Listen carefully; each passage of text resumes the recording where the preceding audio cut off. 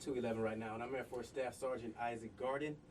It's a great day to be alive, and even better day to do something nice for someone, so get out there and be a blessing. All right, so I know you noticed that this is different music than what I usually play. This is the Talon Talk, official music, just so you are aware.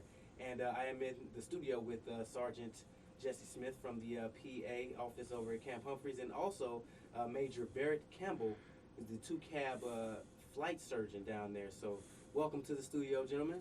Yeah, great to be here. All right, so we're just going to get right into it. So, you came here to talk about flight surgery stuff, and I'm just going to hand that off to you and let you do what you do. Absolutely. So let me introduce myself first. As he said, my name's Major Barrett Campbell. I'm a board-certified family physician and the 2-cab flight surgeon with a lot of medical resources in both flight surgeons, my aeromedical physician's assistants, and flight medics, and my 68 Whiskey medics throughout the brigade, all here to support the 2nd Combat Aviation Brigade. What I was asked to talk about today was vaccinations. It's obviously a hot topic as we move into what is traditionally known as the flu season. And so the first question I was asked, and that I'm asked in seeing clinic, is, well, what is a vaccination and why do we do them? So vaccination is the act of injecting a substance into a person or an animal to produce or increase immunity to a particular disease. This has been around for a long time. In fact, the Chinese were doing it as early as the 15th century, right? So that's a long time. They started doing it actually with smallpox, which is what in 1796 Edward Jenner noticed, right? And so you've all had your smallpox inoculations. That's painful, right? Now imagine one of those all over your body, right? That's one spot. We're talking hundreds of spots. And so smallpox is a vaccine-preventable disease. We know it causes problems throughout populations. And so that's one thing that we started with as a scientific community and progressed on to actually eradicating smallpox worldwide in 1979. Right now we still have smallpox and it's still a military threat, but it's no longer wild types, right? Which is a fantastic way to save people's lives before it even becomes a problem. And that progressed on until 1897 when Louis Pasteur, who you might know as the pasteurization process, developed vaccines for cholera, and then in 1904 for anthrax, right? So you have him to thank for both your milk and for your anthrax shots, which I'm sure you all enjoy. That's interesting. It's kind of funny because, I didn't even know anthrax existed until a couple years ago when the whole, mail-in anthrax happened, and, it's been around for a long time. Anthrax has been around largely in farming communities. And so if you're a farmer or rancher, especially in the U.S. Midwest or throughout the world, you'd probably know more about it because endemic in animal hides, right? So one of the big places for anthrax importation to the U.S. we see is actually in New York City, where you have goat and other animal skins imported as drum tops, right? And because those spores, which is a part of anthrax that's infectious, is imported in those skins, you can catch anthrax, and that's how you get it. And there's several types of anthrax. There's the cutaneous form where you get it on the outside. There's also the much worse internal form. And that, again, can kill you. Yeah. So, so I've never seen anybody with anthrax. Sure. What does it look like? So anthrax cutaneous form typically looks like a black eschar or a black scab on somebody that can progress and basically eat away at their skin is how it works. It's a bacteria. It's like a flesh-eating bacteria. Similar in that end result is going to be the same. Right, and it can, again, progress to the point where it kills somebody because you get an enormous immune response to it, right?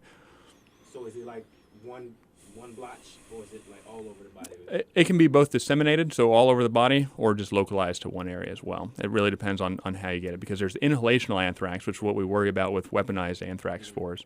When we saw the male anthrax, that's what that was focused on, is weaponizing anthrax, because those spores are what gets transmitted.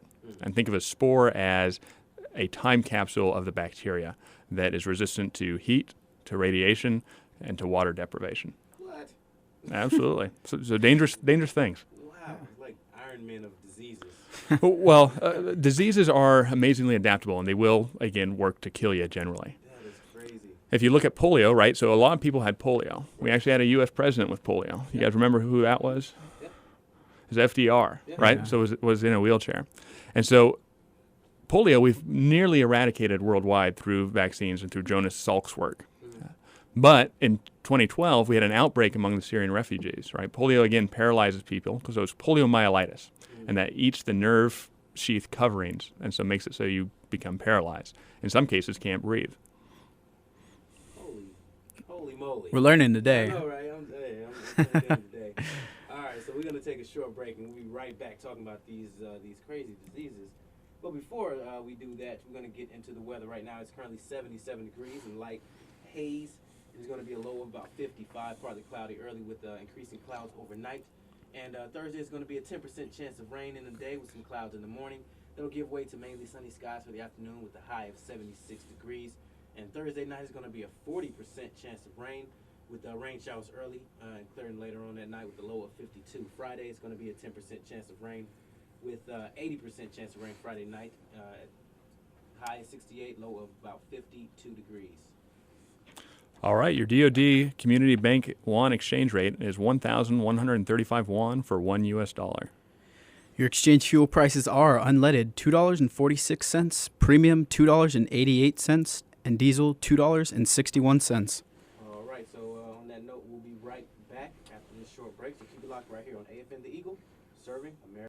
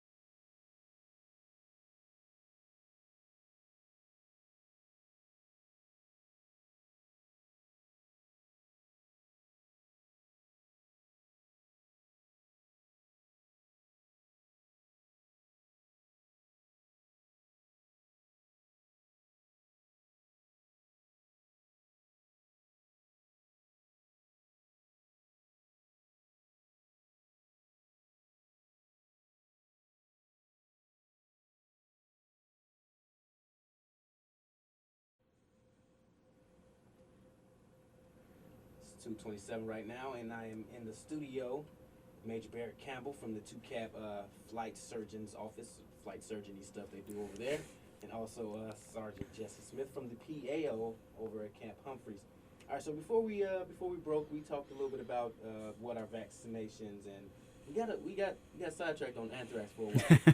Yeah. We got on anthrax for a while. I'm fascinated with that disease. But so what else is that you want to talk about, Doc? So we'll talk about a couple things. One is, where can folks get it? So realizing that Talon Talk is the most important thing going on right now. There are other units, and there are other people that need vaccines as well. For my Talons, right, they can get vaccines a couple ways. One is through the shot drives organized by their APAs, their aeromedical physician assistants, and their battalion surgeons in order to get the vaccines. And that's a great way to keep track and to get up to date. The other initiative that we're working on is, as part of those routine clinic visits, you're there anyway. We're looking at your medical history anyway. We're working with the 68 Whiskeys, our medics, to screen those medical records and to make sure that we get you the vaccines that you need when you come into the clinic. Right? We try to waste as little as your time as possible by cramming as much in there as is safe and provides you the quality that you need. And so those two initiatives are really how we're getting after it. For the routine population, for everybody who's not has the privilege to be Italian. We're talking about you, Sergeant. We're talking other Army folks as well, right? Not everybody can be Italian. Absolutely.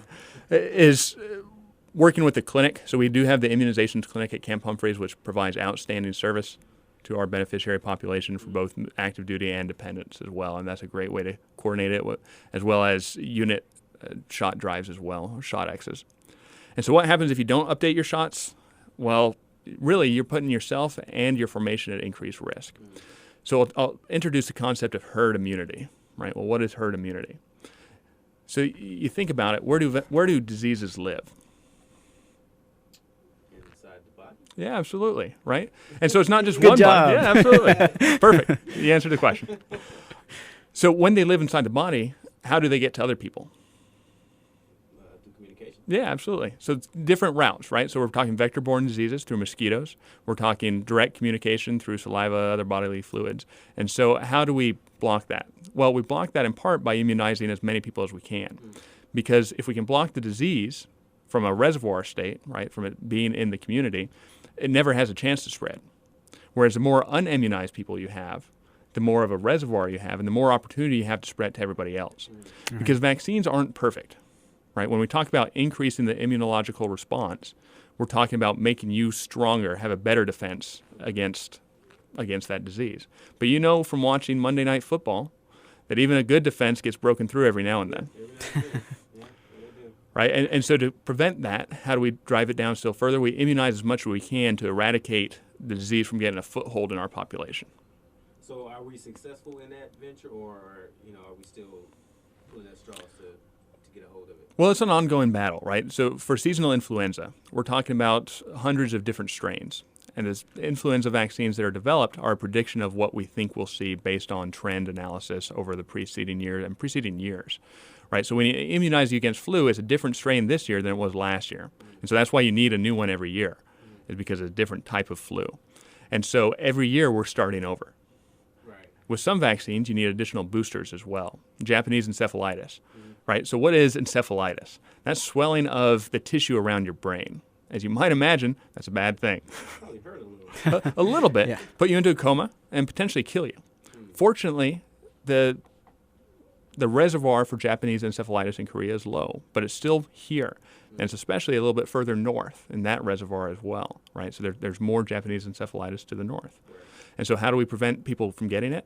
We vaccinate as much as we can. Even though the chance of you getting it is really, really low, if you get it, it's really, really bad. And so we work to prevent you from getting it.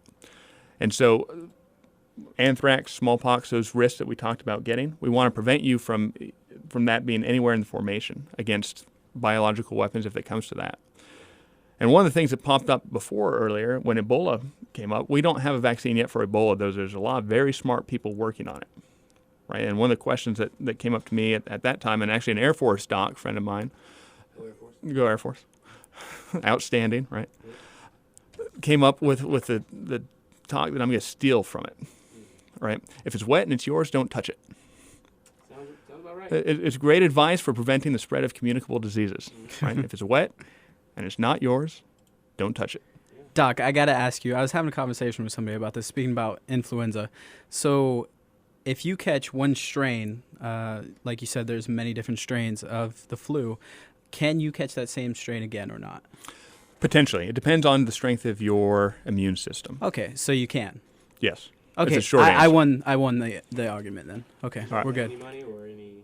No, but No? there will be plenty of smack talk, so we're good. Yeah, I mean, that's what makes sense. So remember, flu does kill people. So most of the flu that you're talking about is actually a rhinovirus.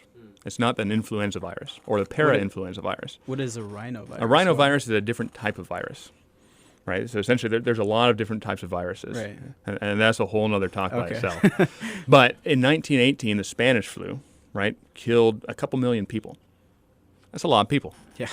Right? And that was the influenza virus. And so when somebody says, I have the flu, they might have the influenza virus, or they might just have a different virus that gives them flu-like symptoms. And that's those body aches, what we call myalgias, fevers, just not feeling well. Okay. But actual influenza can actually put you into respiratory distress, put you into the ICU, and even a young, healthy, active-duty population eventually lead to death. And I unfortunately have seen that happen in my experience. Yeah, I got my flu shot already. So. Yeah, Ooh. me too. Me as well. We're good. And for the Talons, we're reaching out and we're getting. We've already gone through 1,000 doses of influenza to get that into, again, our second cab personnel. And so we're working to get the rest of them as fast as we can, again, to protect them as much as we can. Okay, so on that note, we'll take a short break, and then we'll be right back with some more great music. And we'll be right back with Major Barrett Campbell from 2 Cab Flight Surgeon's office. So keep it locked right here on AFN The Eagle, because you might miss out.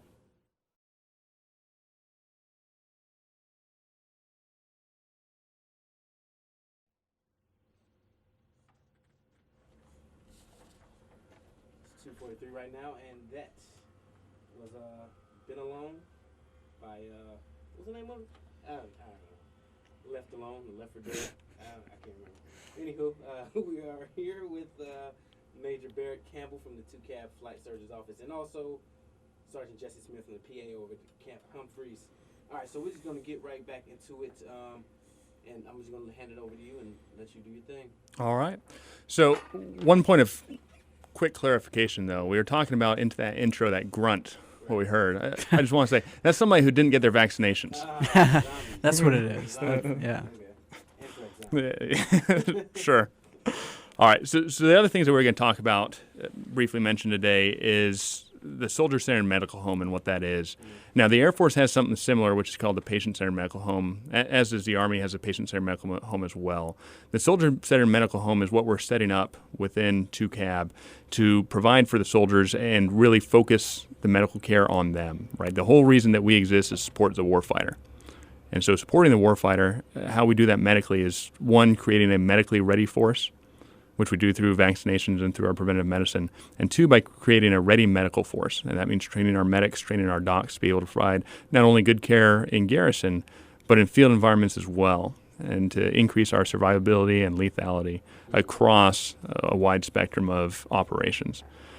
So to do that, creating the Soldier-Centered Medical Home, or SCMH, is a big commitment in terms of time and resources that are all focused on soldiers coming in, so that we can get them everything that they need in one visit. And the intent really is to create that one-stop shop.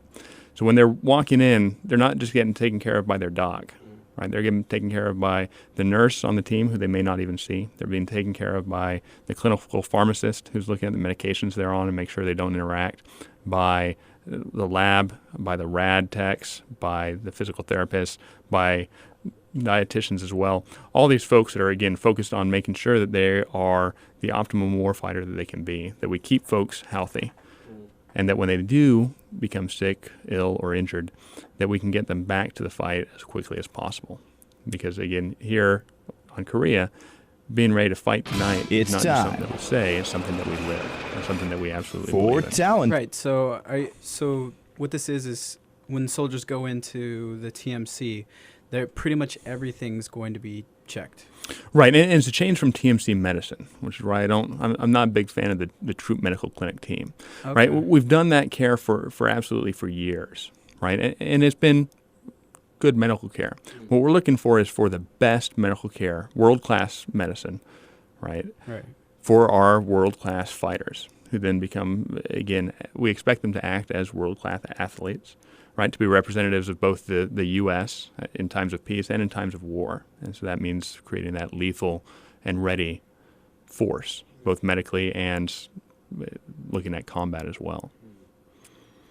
And so getting all those together is a difference from the troop medical clinic of past, or even a battalion aid station, where you went in, you saw the doc, you had the resources there, not a lot of else. You had to go somewhere else to get an x-ray, or you had to get somewhere else to get physical therapy. And it's centralizing everything else. Ideally, that's located where those battalions live and work, right? Oh, okay. That's something that we're working on. Okay, so it wouldn't actually be at the TMC. Well, the clinic, the soldier-centered medical home, would be located wherever the unit was. Okay. Right? That's one thing that we're working on doing. It's difficult with the layout of Camp Humphreys we have right now. That's a challenge that we're working through. And we realize, right, that when somebody has a medical appointment on Camp Humphreys, we're taking easily 2 hours out of their day with the amount of time that it takes to get from the brigade area on a bus the buses, over to the clinic, get their appointment, 20 minutes with the medic to review their medical history, review all their immunizations, everything else, 20 minutes with the doc, address their concerns, and glean that information, as well as we're training the medics at that same time as well. And then getting them to whatever ancillary services they need, so medications, labs, radiology, and then a 20 to 30 minute bus ride back to their area. And that's 2 hours. That's a lot of time. Yeah, it is. All right, that's for a medical appointment. Right. And so we're working to cram, again, as much as we can safely and with high quality to minimize the impact that having that soldier away from the fight creates. Okay. So what are you guys doing to, offset that, if anything? Are you guys actively working towards, I really don't even know, because I can't explain what the medical field does. But. Sure. Well, and that's one barrier, right? So one of my jobs as a doctor is to educate, right? That's one of the things that we do. And so educating commanders, educating soldiers on what do we as physicians, what do we as medical professionals do, right? It's not just medic business, right? But getting you engaged and getting you knowing about the care that's available to you and about how you engage that care allows you to be able to do it effectively and on demand, right? So it's not you're waiting to get an appointment. And one of the things to enable that is something called Relay Health. Now, the Air Force, I know, has MyCare, which is the same system, just different names. And what we're looking at essentially is an asynchronous, right? So you send messages, they send messages back, system of communicating with your provider team, right? Because it's not just providers, that whole team of nurses, medics, all the other team players that are taking care of you. So you can message somebody day or night. They're going to get to it the next business day, right? So during business hours, and they're going to answer you. So if you need a medication refill, if you want to ask for an appointment that way. And for us, what we're working on is the ability to schedule flight physicals that way, right? And so you don't even have to come into the clinic. You can just send us a message. And then we'll send back, hey, these are the things that you have to get done, right? Some of those you still have to come into the clinic, right? We don't have the automated blood draw yet. That'd be nice. Right? Absolutely. Yeah. Drones, that's the next big thing. Send out a drone. Yeah, that's cool. But getting those pieces in place so that you are effective where you are, and that even if it's midnight, right, and you've got a medical concern that woke you up in the middle of the night, you can get on and ask somebody. Now, you're not going to get an answer right away, right, but somebody's going to look at that as soon as they can, probably the next business day, and get back to you. And so if there's something that was important enough to bother you, ideally, you're getting in touch with your medic, right, who can direct you to a doc as needed. But if it's something that's a little bit less urgent, that doesn't need to be done right now, that you just had a question pop up, you can write in and you can get it answered. Right. You can also use something called web visits. Now, web visits are basically the screening that a nurse would ask you when you first walk into that appointment for a selected topic that gives a lot more information. Because, again, you as a soldier or an airman walking into the clinic, I don't expect you to know all the questions that I'm going to ask. Right. You probably know the answers to them, right, because you're living your life and you know it. But if you're walking in with flu-like symptoms, right, or with a cold, there are certain questions I'm going to ask you. Those same questions are available on Relay Health through a web visit. And so you can pull that up at 1600 or at 0300, answer the questions on there, and it sends that to the clinic so somebody can evaluate that. And then somebody can say, hey, you sound okay. If it gets worse, if these things happen, come in. Or, hey, you need to come see us right away. Here's your appointment time. Let's get you in. If that doesn't work, let us know and we'll adjust around your schedule. Or saying, hey, what you have sounds okay. We're just going to get you some extra medications and get you in. Yeah, that's a good idea. Right. And part of that can be if you need help with your medical readiness. If you want to ask, hey, what shots do I need? That's a great forum for it as well. Because more than just the medically required shots, we also have other vaccinations, right? We have vaccinations that protect against HPV, or the human papillomavirus. Now, HPV causes anogenital warts, right, as well as cervical cancer in females. And it's targeted for ages 11 to 26, right? So that's a big range. Yeah. And so getting our soldiers, a lot of whom are 18, 19, Right. 20, Yep. immunized against HPV helps prevent, again, some of those regrettable decisions perhaps down the line. Right. And really helps prevent cervical cancer in females, right? Which, again, if we can help prevent that, we help prevent cancer-related deaths, and that's not a bad thing. And the HPV isn't one of those immunizations that's going to pop up on your My Medical Readiness, right? No, saying absolutely that not. you're red or amber. Right. It's not required. Right. I would recommend it, Yeah. but it's not required. Sign me up, Doc. All right. We'll get you over. I'll talk to the clinic here. Although I'm not in that age range of 11 to 26. A little younger. I'm a little younger now. I'm 10 years old. Right. All right. The vaccine. All right, so we're going to take a short break, but before that, we're going to check out the weather right now. It's currently 77 degrees with the light haze, and it's going to be about 55 degrees tonight. Tomorrow, Thursday, is going to be a high of 76 and a low of 52, and Friday is going to be 68 degrees with a low of 52 as well. 80% chance of rain on Friday, which sucks. All right. So just a couple shout outs. One is a big thank you to my team who's doing outstanding work. Who's doing, Master Sergeant Schwartz is getting us all ready for the FMB and taking care of that. And just like to say a big thank you to him and Lieutenant O'Leary who are getting things squared away from the medical readiness lane as well. For our DoD Community Bank, your exchange rate is 11.35 won for $1 US. Your exchange fuel prices are unleaded $2.46, premium $2.88, and diesel $2.61. All right, gentlemen, I just want to thank you guys for coming out. It's been a pleasure, Doc. Thank you for having us. Great information. And I'm gonna keep this piece of paper and I'm gonna read up on my vaccination. Absolutely. And if you have any other questions, send me a message on Relay Health and we'll get you squared away. Oh, I got you. All right. Hey, Doc, I got a slight cough. Oh. All right. Keep it locked right here on AFN the Eagle, because you might miss out.